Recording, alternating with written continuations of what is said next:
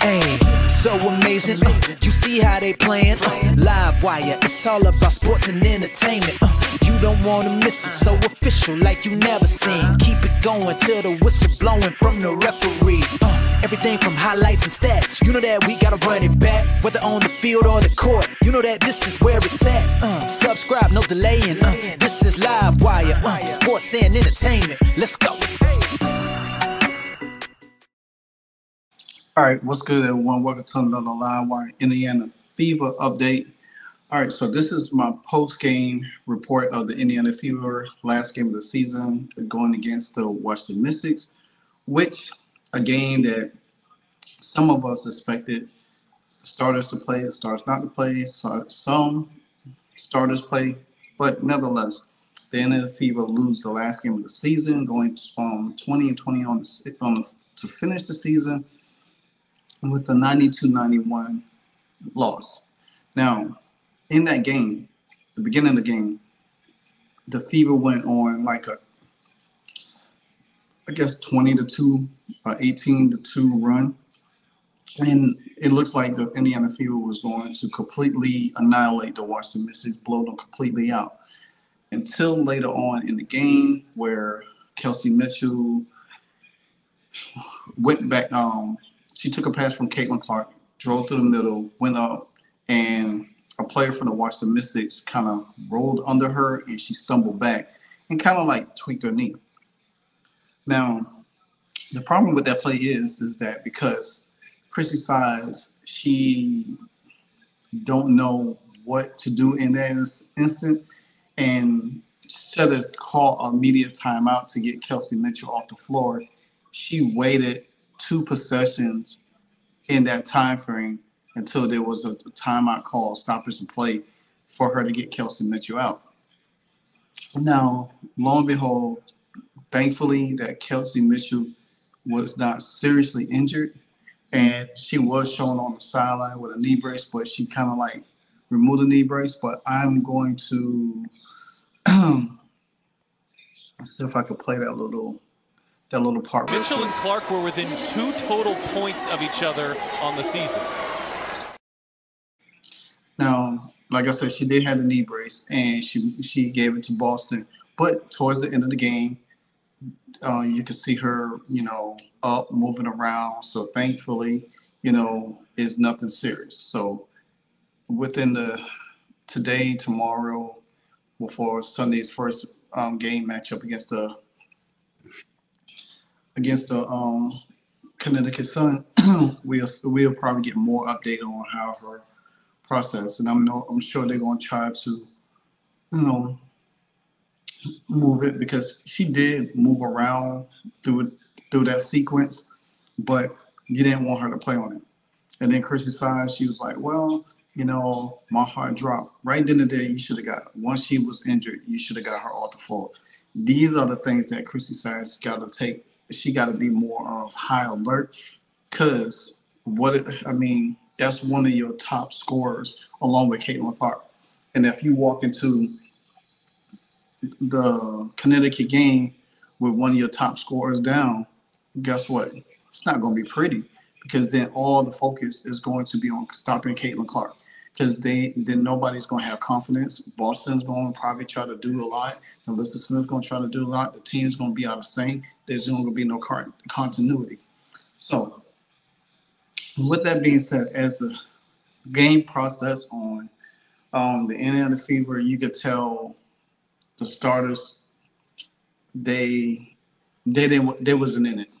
After that moment, when Kelsey Mitchell got injured, they wasn't in it. You could tell. Boston, Clark, the flow of the game wasn't right where it was. It was starting to turn the ball over, halfway getting back. Yeah, Alyssa Smith played a little bit. She needed to work. Like I said, I don't call her Alyssa Smith. I call her Agent Smith. So let me go back to some stats real quick. Now, there's one particular part of the game that I will get to in a little bit, and that's Victoria Saxon, in which I said that I wanted to see Victoria Saxon play, wanted to see how she looked, and Grace Berger. Grace Berger almost hit the game-winning shot. And, it kind of bummed her out because she wanted to win the game. And then you could see everybody came talking to her, keeping her head up and stuff like that. I think Grace Berger could be a value asset in the future going forward, because like I said, Erica Wheeler contract comes off. You don't know what you're going to do with Christy Wallace. And lo and behold, Christy Wallace had 17 points in the game last night. Now, I don't expect Christy Wallace to score 17 points in the near future because of that. And where was that? Thursday. Like I said, I don't expect for her to score 17 points, because while watching the game, she was pretty much erratic, all over the place, and she doesn't play with any control. She just runs around and everything like that. But nevertheless, she had, Alyssa Smith had, Christy Wallace was a high scorer. She was 3 for 4 from 3-point. And that's something else I kept saying. The bench, we needed more bench scoring. The Washington Mystics lead the league in bench scoring. I think like 27 points a game on the season. And you think about it, if Christy Wallace could give you half of what she had made, 17 points, Victoria Saxton gave you 5, Finn Bentley gave you 6, Wheeler gave you 7. And I got to admit, Erica Wheeler has really came to form. I think she could be a good assistant coach on Chrissy's side staff because she's able to continue to help the team stay in the now, not all over the place. And her veteran leadership is a must, and it helps along with Kelsey's leadership with Caitlin as well. And like I said, Katie Lou had 10 points. She was 2 for 3 for the line. She had 20 minutes. Wallace had 25 minutes. She was 6 from 8 from the field. She was 3 from 4 from 3-point line. She had 17 points. Now the thing about it is, if Christy Wallace could, and I'm saying if, I'm not saying we need her, but when it comes to player, if she could give you that kind of production off the bench, like really use her more as a spot-up 3-point shooter, not as somebody that you want to be dribbling the ball, having the ball in her hand.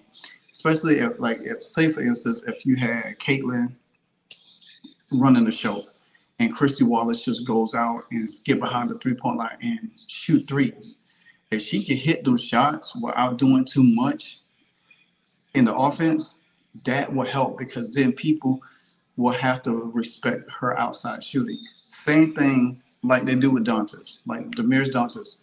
They have to respect her because she can hit them shots. That's what you need from the people on the bench. Even Victoria Saxton, I watched her on 3 sequences, and I'm gonna run it down to you. The first sequence was she went down, she post up, Wheeler threw the ball to her. She got a 2. She went back down the court, got the rebound. They went back up.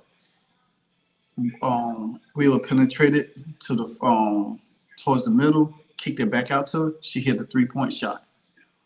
Then the next sequence, she went down again and got another rebound.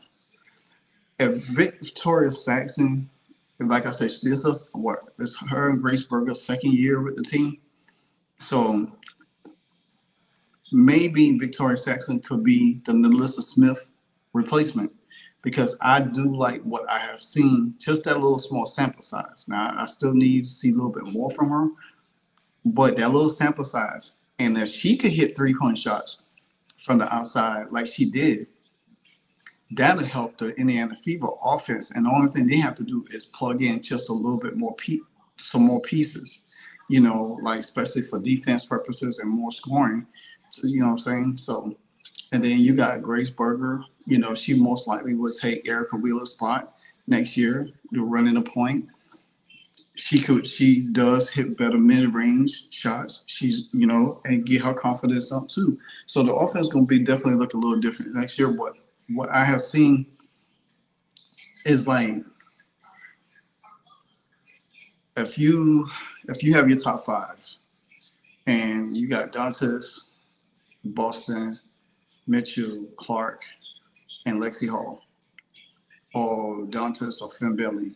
And then your bench will be Erica Wheeler, probably Christy Wallace, um, and your eighth person you probably have to split minutes between Katie Lou and Nalissa Smith.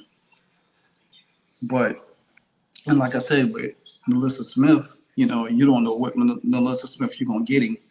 You know what I'm saying? Now she did spoke after the game, about going into the playoffs and what they want from the playoffs. So I'm gonna let y'all listen to what she had to say. Shows how resilient we are. That's something that we preach is resilience, togetherness. So, no matter how bad our season was going, we always stuck together and we always just pulled for each other. So now we're getting a great result at the end of it, and hopefully we can just keep pushing towards the playoffs.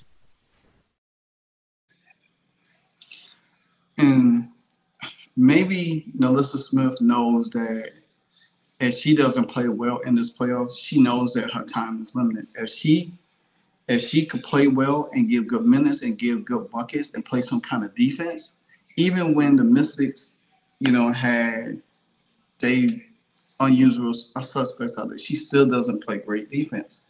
She always does this dribble drive, spin move, and just go up and get the contact and then draw the foul. But it's going to be interesting to see how Christy Sides is going to play this roster. But like I said, going into next year, if they get rid of her, I would love to see the Victoria Saxton move up on the depth chart. I think she has a lot of potential, just from that small sample size that I have seen last night. I think Grace Berger got a lot of potential too, but you don't get to see it because we don't have enough room to play them.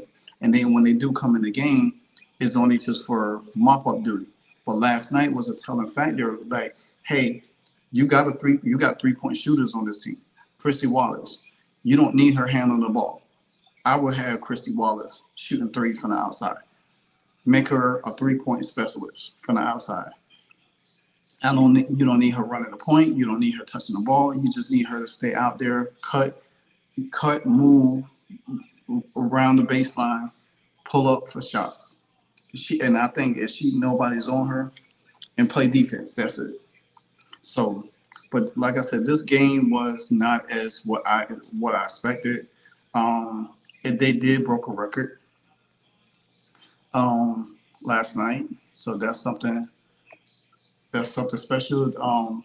Single game attendance, the largest in Wnba history, and that due to the Caitlin Clark effect, 20,711.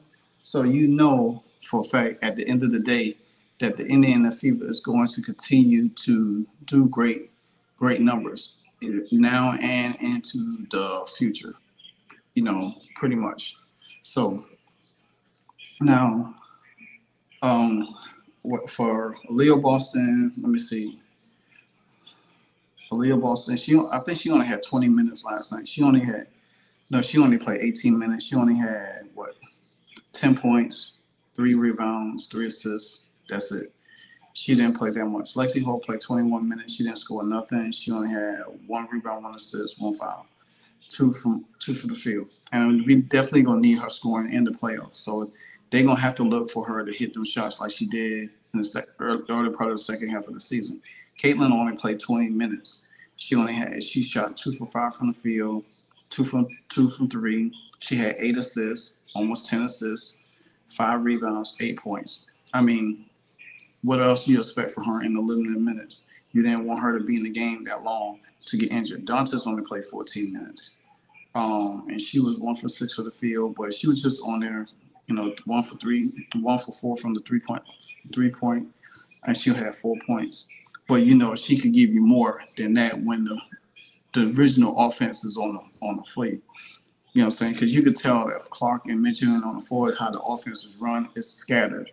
It's all over the place. They just running around. There's no, running the offense like how Caitlin and Mitchell will run the offense like that. So, but Erica Wheeler, she had 7 assists in that game. She did her part. She had 7 points.